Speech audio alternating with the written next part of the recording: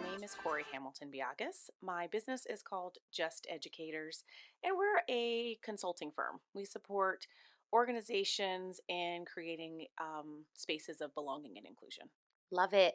I would like to get more into detail with that, but before we do, I would like to have a background about yourself, about how you got started, what you're all about, what led you to where you are today, all that good stuff. Yeah, so I would say that I have a heart for service. And so starting back in as a child, I worked in my church. I was all over the place. And then once I went to college, I started doing volunteering at schools and tutoring with kiddos. And I really liked that. However, I wanted to be a doctor, which I think is related to the service piece, Yeah. right? And, but I was at a very competitive college for medicine. And basically, one of my professors was like, "You're on the track team?" Yes. Well, every minute you spend practicing, you spend competing, you spend traveling, somebody else is studying. And I was like, yeah, that's totally facts. So, yeah. So, I pivoted from that to like English major, performing arts, which I also enjoy. I Wow. became a teacher, and I was looking around at the kids I was supporting and just feeling like you all are getting a raw deal. Like their kids are magic. I think kids are just amazing. And if you set expectations for them and you tell them that they can do it, they will do it. Yeah. And the adults I was noticing were the barrier. Mm-hmm. And so I left teaching to pursue my graduate studies in order to meet with adults, in order to start working with adults, because I figured if I was able to support and intervene in the thoughts, biases, and behaviors of adults, it Yeah. would have a greater impact for kiddos. Absolutely. And so that's how it kind of started.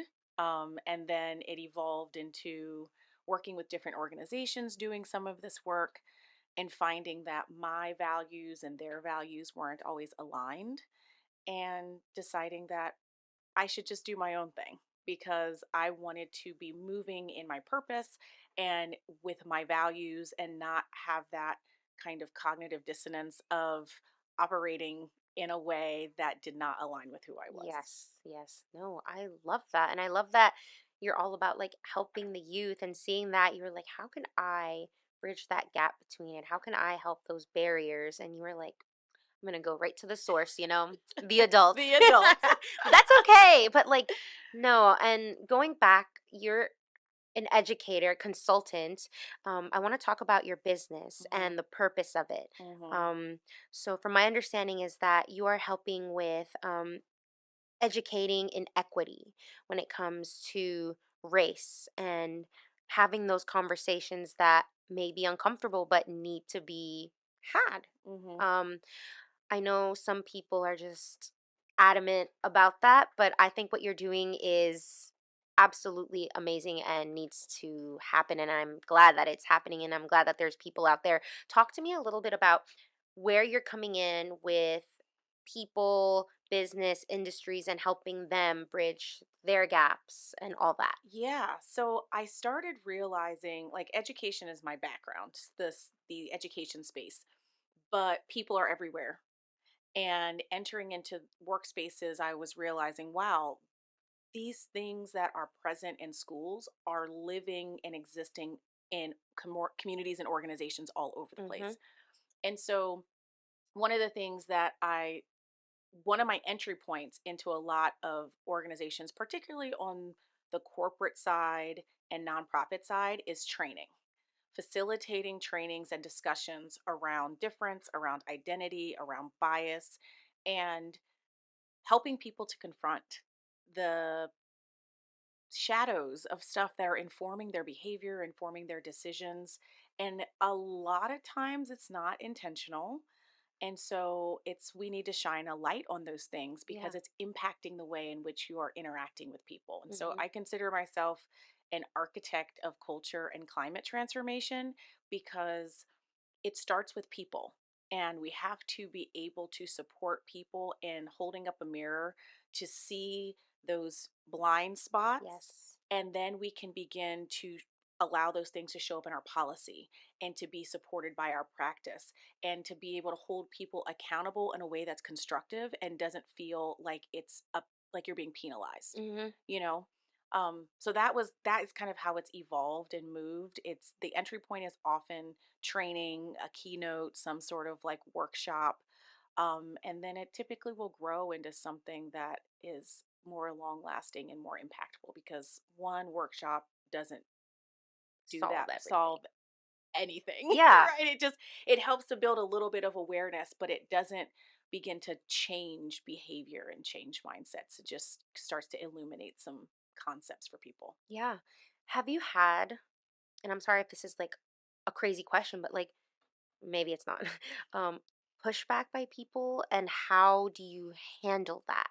Yes. So, one example that really jumps to mind is I was doing some work with a state department of education, and we were facilitating some trainings around equity as it relates to school climate in particular.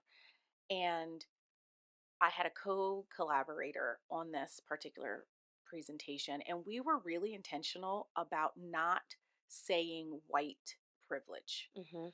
We wanted to talk about privilege as it relates to many forms of identity and not only whiteness. Mhm.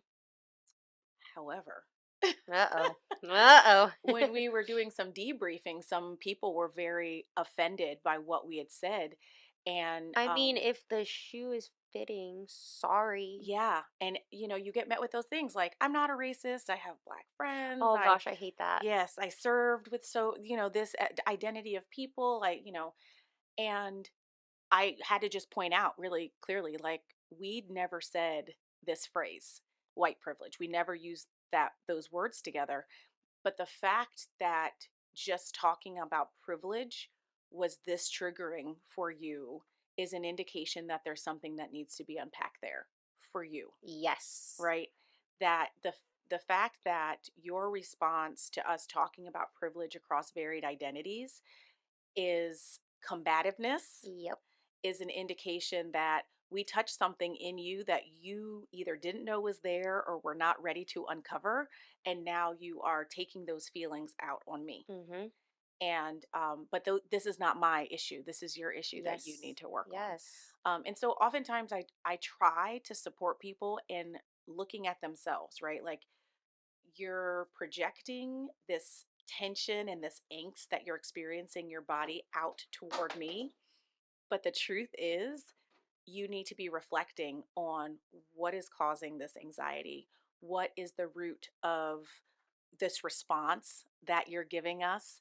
And, like, why is me talking about privilege something that bothers you? Mhm. Right. And helping people to kind of navigate those discussions to say, and what is wrong with feeling something differently? What is wrong with having a different set of ideas, opinions, or beliefs? Yes. What is wrong with what I'm saying in terms of how it orients around your values? Privilege is a thing that exists. Yes. And so why is it hitting you so hard? Mhm. So just talking through and helping people kind of reflect is my strategy Yeah. for um, persisting, because the conversation still needs to move forward. Yes. And so it still needs to be had. And so I do my best to not allow those people to derail discussions, Mhm. by turning the focus back on them, Yes. and to create space for you to kind of share, but then putting it back on you to reflect Yeah. so that we can continue to move forward. Yes. And I feel like sometimes anytime someone is about to maybe talk about the subject about privilege or the inequities that are happening, people just automatically think like, oh, woke this, woke that, or like race. Like, will you stop and listen to what we're talking about? They're like, they're not even gonna listen. They're just ready to be like, oh, what was me? What was that? Like, Yeah. you're not even listening. You're acting like a child. You're not. listening to what I have to say. You're not having a conversation like an adult. Mhm. So it's like, how can you help people who just don't even want to be helped, but there is an issue, but they're not, they think that there isn't, and it's just reductive. We start with them, right? Or that's my strategy. It's like you have to start with yourself. You have to start with looking at what you're embodying, how you're moving, who are the people around you. We talk about I talk about bias and privilege, just educators, my team of consultants, in a way that's like everybody has it. Hmm. This is not something that any one particular group owns. Hmm. Everyone has bias. However, we live in a society that was built on racism. Yep. Like, that's just the truth, And right? it hurts to hear And it, it but it's hurts to truth. hear it, but it's the truth.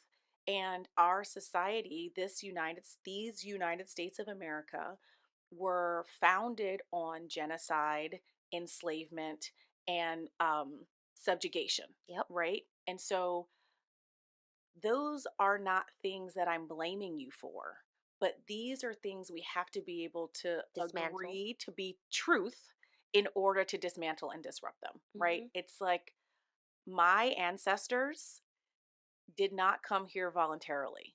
So someone telling me to go back to Africa is kind of comical because your ancestors did come here more voluntarily, Yes. likely. So why don't you return to the place where your ancestors originated? Because my ancestors did not choose to come here.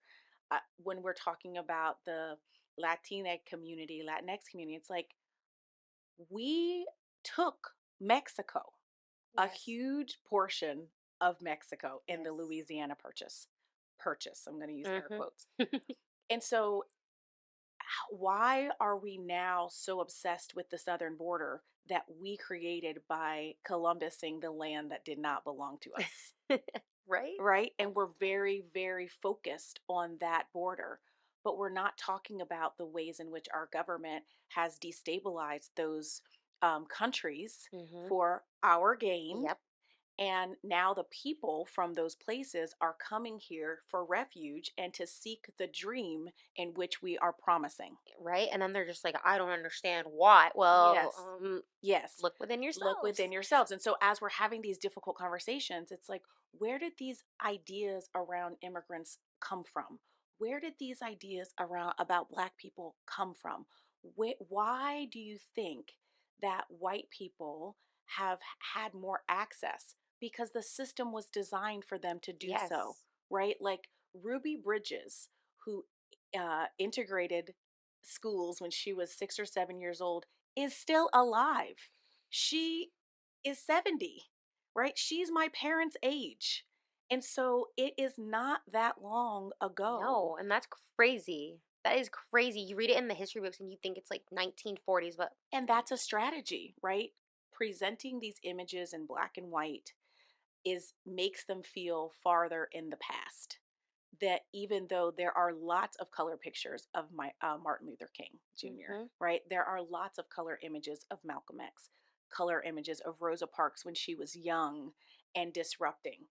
And so, but we orient this content in a way to make it seem like it's a distant past, and that makes it harder for people to connect. But when you tell somebody that this woman who integrated the school and there's all these pictures of angry adults screaming at this child, hmm, those adults are still alive, many of them, right? The children who were yelling at her are still alive. They are CEOs and judges. And right I there, don't think about that, So when you say and break it down like that, holy crap. Holy crap. yeah, but they are still living and they raised children. So to me, it feels like we have all this oppression happening around our history in this country. We're banning books and all this kind of stuff. And I think part of that is because those people who are in those photos don't want their grandkids to know who they are, right? That makes sense. Those people are, even if they've evolved, they're ashamed of that behavior. And if they haven't evolved, their grandchildren have evolved, And right? they're like cowering away from that. Right, right. And so this idea that, my grandmother, who was 91 years old, couldn't purchase a home without a man is not that long ago, That's insane. But it's but facts. it's facts. And so that is how I try to approach these conversations. I say to people, how many people in this room know someone who's 70 years old? How many people in this room know somebody who was born before or around 1954? A lot of A people. lot of people. Yeah. How many people in this room were alive in 1965 or 63? People Lots of still here. people Yeah. still here. And so you were on earth when these atrocities were taking place, when I this apartheid situation in the United States was yes. ongoing. I really do feel that people are so used to the way that they were living. Like when I was doing this, there was nothing wrong with that. Like it's not that it's sensitive, it's just that that was so insensitive that it blows their mind. Like, no, we used to act like this like back in the day, like this was okay, but it was not okay. It was okay for you to do it. But Yes. now that we're putting our foot down, now that people are putting their foot down and saying, like, look, we deserve the same respect that you have, it's like Mars for them. Yeah. Like, you need to understand that things change. Nothing stays the same, and it for the better, things should not stay the same because that's Yes. just it's not right. Yeah. And it's not fair. Right. And it's not about just complaining about it, but like how are we supposed to just put our heads down and be like, "Okay, maybe they'll see the light one day." Like, no. No. We don't want to wait. People don't want to wait. And we shouldn't have to. No. This is supposed to be the land of the free, Yes. right? And so we Yes. should all have access to that freedom. And some people, and it should not be at the expense of other people. Yes. If our freedom comes at the cost of other people's lives, then that's not freedom. No. I agree. Yeah. And so that it's helping to illuminate these ideas for people in ways that are concrete and relatable. When you Yes. start talking about the age of some of these trailblazers and them looking around, it's like those are your peers, those are your aunts and uncles, those are people who are still performing, right? Like Bon Jovi saved someone's life the other day. Did he? Yeah, I'm not aware of this story. Okay. he was recording a music video and there was a woman on the side of a bridge. And one of his production people went over and started talking with her. And then he stopped and he went over and started Oh my talking with goodness. her. And they talked her down and brought her back over the bridge, gave her a hug, all the things. And I said to myself, like, he's doing God's work, right? There was a person who was in need, and it was not anybody else's job to go and intervene and support that person. No. And Yeah. that's what humanity should be like, Yes. right? Like we see people in distress, and our reaction, our response should be to support that person, to help that person, Yes. not to say, oh, well, It's not my it's not my business. business, or they're this color, and so they might know. It's like this woman was in distress very clearly, and it was everybody's job who was there to help intervene If you're a decent human if you're a being. decent human being. Yep. There's that If part. not, yeah. Right? There's that part. Yeah. Yes. Yeah. And I think that that's part of why some of the conversations are difficult for people because they're actually not decent human beings, No. right? And they don't want to be different. They just are required to be at the training, right? Yeah, and they think like we're trying to like take over, do something, and it's not even that. Like it's so not even that. It's Yeah. literally just wanting equity, wanting to be seen, wanting just wanting to not be seen as something like, oh, they're crying about this. I hate that so much that when people say like, "Oh, what are we gonna change today?" or "What are we gonna like cry about today?" It's not even that. It's just that it's been like this for so long Yeah. that for you, it's so hard to even comprehend that it's not. This is just the bare minimum, Yeah. and you guys think it's like, And fear and ignorance perpetuates that, "Yep, right? yep, Right? This idea of, so when the bridge collapsed in Baltimore, yeah, right? There was all this narrative around the DEI mayor yeah, for Baltimore. The mayor is a 39-year-old black man, right? Baltimore is 70% black. So if the mayor were white, it would be a DEI mayor, right? mm-hmm, So this language that we're using is coded for something else, right? But DEI didn't earn it is literally most of Congress, most of the Senate, many of our presidents. Legacy admissions in schools is DEI, Mhm.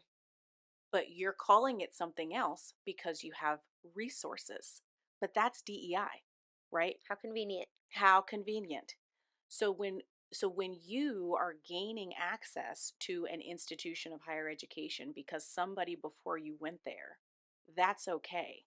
But the person who's coming from a family who's never had anyone in their family attend a university is getting some additional support in order for them to be able to attend. Mhm. That's somehow a problem.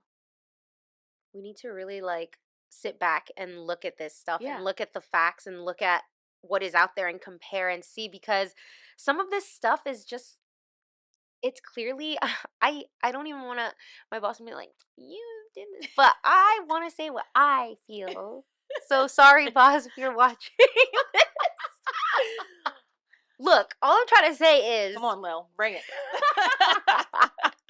equity is important. Yes.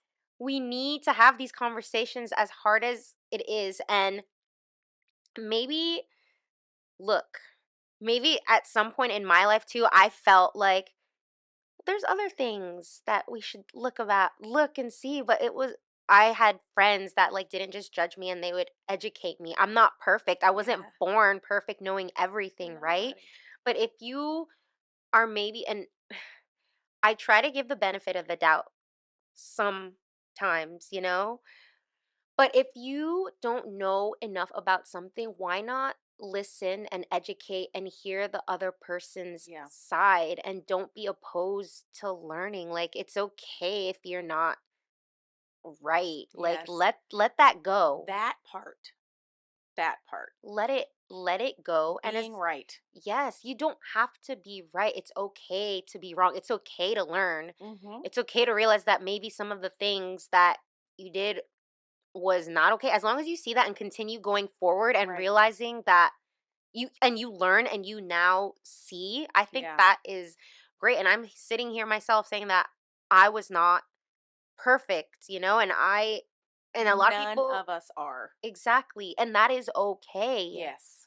Yes. Oh man, I Yeah. want to have such a crazier discussion. I really, really do. Like, my face is like hot and red. Oh my god, please, boss, I love you. um But it's across all identities. So race is one of the yes. important things, but it's across all different kinds of marginalized identities, right? Now, like our society is obsessed with weight, right? And what beauty standards are and things like that. Why? Right? Like why is there an assumption that a smaller body is a healthier body? Hmm. That's not true. There's so much research and evidence to support that notion. Yet and still we're inundated with data saying something different, Yes. particularly for women and Yes. not as much For for men. men. It's okay to age. It's okay to have It's wrinkles. okay to It's age and have wrinkles and you look regal with your gray hair, you right? You look like a gentleman, sophisticated, whatever. But women are supposed to be timeless. it's not fair. How can we ever live up to Right. that? But where did that come from? Right? Honestly, I have no idea. Investigating that, helping people to investigate these notions that they're carrying around with them that are impacting. I'm not hiring you because you didn't wear lipstick today. And we have a position that is outward facing. And so the fact that you're not wearing full face means that you're not that committed to doing this work, right? Like, Please. where do these mindsets come from?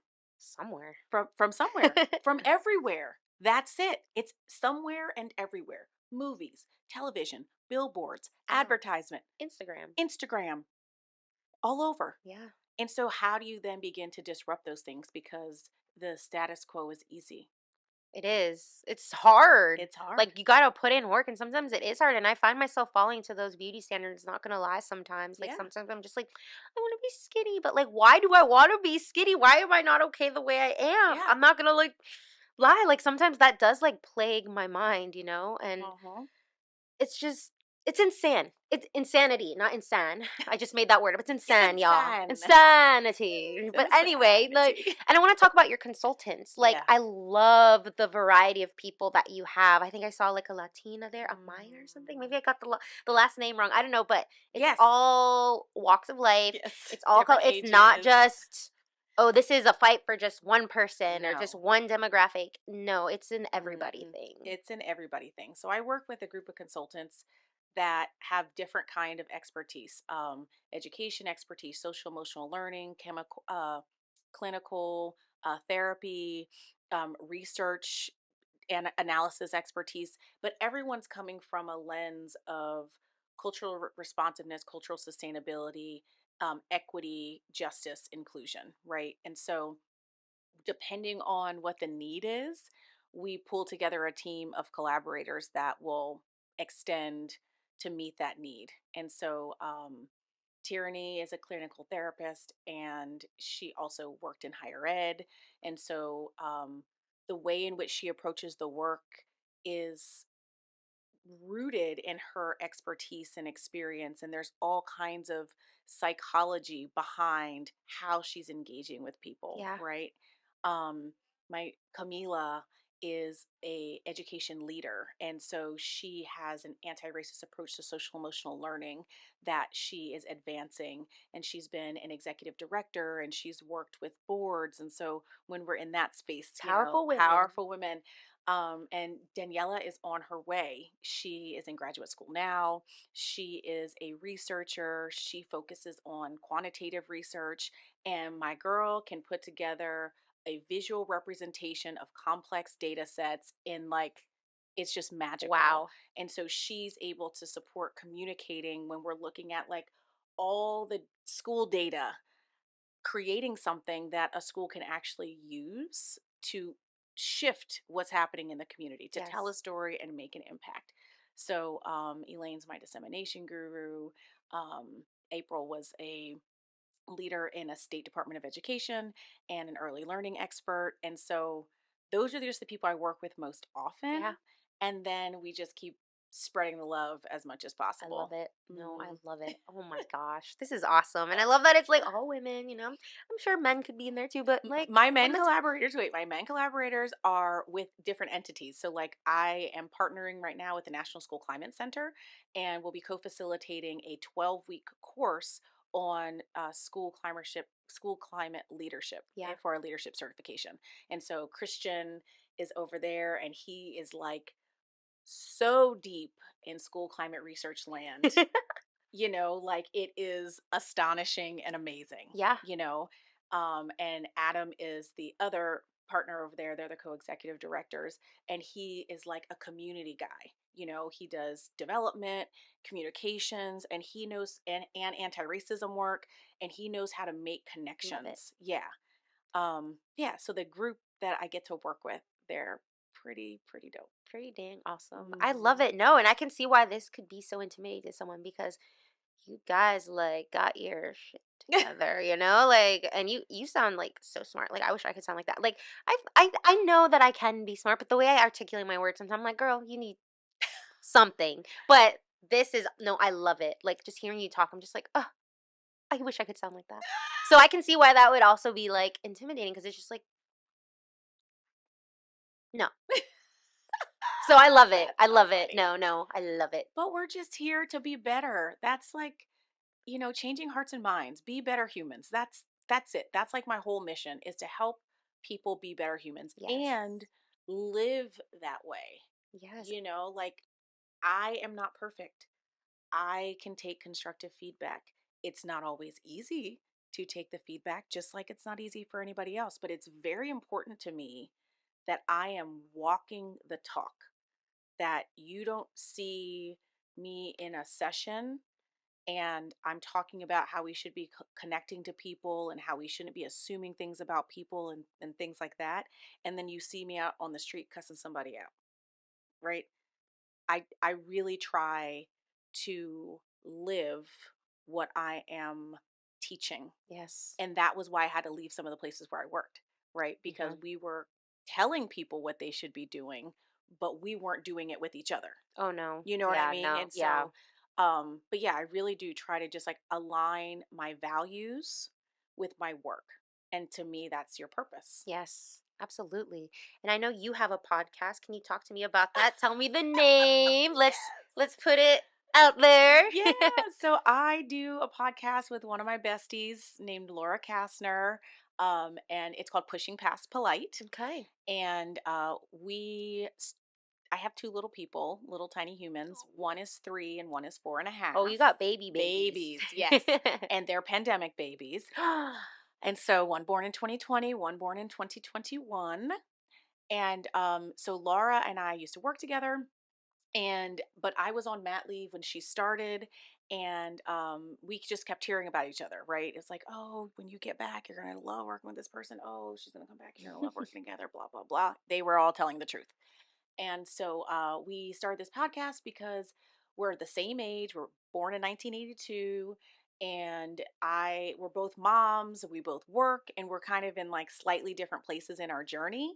And so we just talk about the things that matter to us and ways that we try to make the world more just in our everyday lives. Yes. And so, yeah, like sometimes we're talking about things that are heavy, and sometimes we're talking about things that are not as heavy in terms of like a social context, Yeah. but are heavy in terms of like an individual context, Yes. right? Mental load for parents, the default parent, and things that we can do. Like now, Laura has a whole business that is a life wife business because this idea of mental load is something that she wanted to help people with. Yeah. And so she's like, well, I'm really organized and I'm a planner. And so she has a business I that love that it. helps with that. No, yeah, Yeah. And so absolutely. you'll see kind of the intersection of like my consulting and her consulting showing up in our podcast, I in love our it. conversations. Yeah. No, that is great.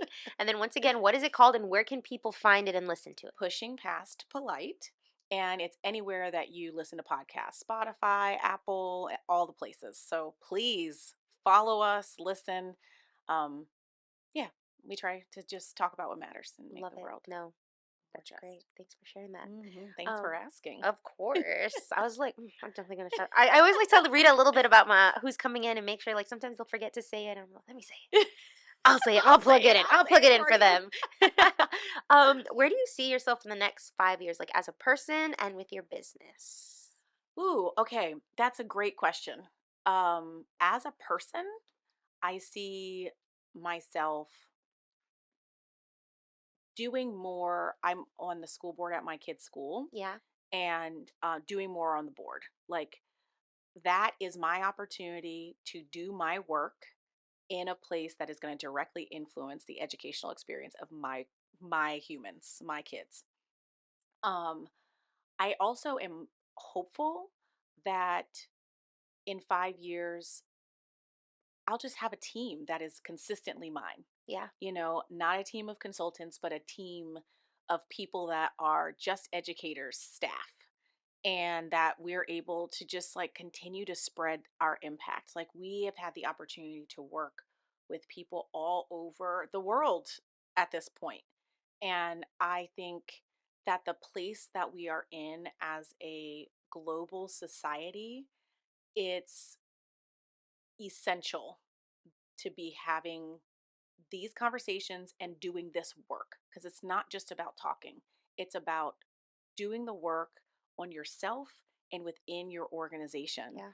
to change how we are being with one another, right? And being with ourselves. And so I'm hopeful that in 5 years, there'll just be more of that, that just educators will have had its print on all kinds of organizations, and the people who work there will feel the impact Yes. of the work that we've done with them. Yeah, and you'll see like that progression and that impact that you Yes. did, like going through and passing it on. And so, oh, Yes. I love that. Yeah. I'm rooting for you. I'm hoping that the work that you're doing, you're laying all the groundwork right now, and then we're gonna see like the fruits of your The labor. fruits. Yeah, Yeah. That's my hope. I love it. I'm rooting for you. Thank you, Lil. Yeah, of course. I literally could talk to you forever. I don't want to end it, but and I've got a time crunch here. But do you have any parting words, maybe a mantra or a saying that speaks to you a lot that you would like to share with our listeners as inspiration? Ask, don't assume. We all know what happens when we Assume. assume, right? Yes. And so ask, don't what people need, how things landed on people, and be willing to just change. Ask yourself, why is this information so hard for me to receive? Right? Hmm. If I am communicating to people that I'm an ally, then when a person of a marginalized identity tells me how that allyship needs to look and feel for them, I should be willing to accept that and not reorient the conversation to be about me, Yes. right? So, asking, listening deeply for understanding and not to respond. Yes. You don't always have to respond. And apologizing. When you cause harm, fix it, Yes. apologize, and begin the repair because, you know, people are just out here sharing their pain and never kind of helping each other recover Hmm. from that generosity. Yes. And so, um, apologizing even to your kids, even to kids, to children, like we're not perfect as adults. We are humans and we make mistakes. And like I was stressed yesterday and got frustrated with my 4-year-old. And before I knew it, I'm yelling. And then I'm like listening to myself. And I'm like, wait a minute, he's 4. Reel it in, sister. Yes. And then I apologized to him and I gave him a hug and I told him that I'm so sorry that mommy lost her patience, and that what he's feeling in terms of being upset is totally valid, because if someone was yelling at me, I would be feeling upset too, and I'm really sorry, you Yeah. know but that also helps us to create more healthy humans, right? Yes. If Yes. we as adults are showing our children what vulnerability looks like, how to recover from harm, then they're going to be able to do that Yes. more easily. And Oh, then we'll yeah. be creating a society of people who are able to do that because they have emotional maturity Yes. and they're not suppressing everything. Also, the last thing is your feelings are there to tell you something, right? But your responsibility is to manage them, right? You are, especially adults, children, they're still working on that. Their brain hasn't developed. Yep. Adults, your feelings are there to tell you something. Take note of what they're telling you, but then regulate yourself in a way that you can respond and not react. Yes. Absolutely. Powerful stuff here.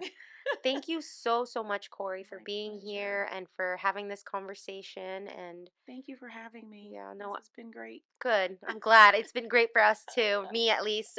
So thank you so much. I appreciate you being here. I'm glad to have been able to participate. Thanks for Yes. having me.